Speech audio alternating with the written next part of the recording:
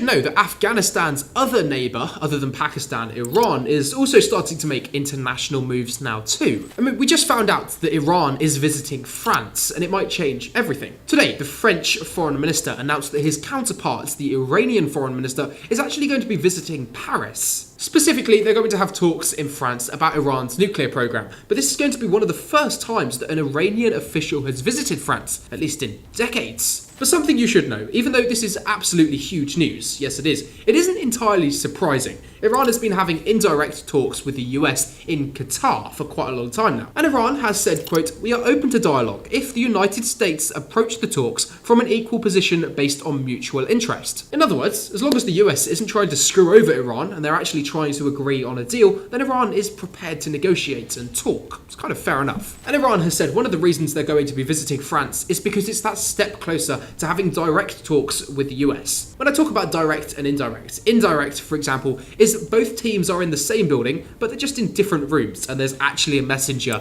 walking between rooms. Direct talks are obviously they're in the same room. Nothing was achieved in those meetings, as you'd bloody expect. Either way, it goes without saying that Iran is still really closed off, despite visiting France. Their demands actually haven't changed. They've kind of had the same position for years. According to reports, it's actually the US that keeps changing their position, so Iran doesn't really ever know what the US wants. The US will demand something one day and demand a different thing the next. So hopefully, with the Iranian foreign minister visiting France, it'll kind of smooth things out, so maybe Iran and the US will be able to come to an agreement in the future. I'll keep you updated so you can leave me a follow for some more global news like this.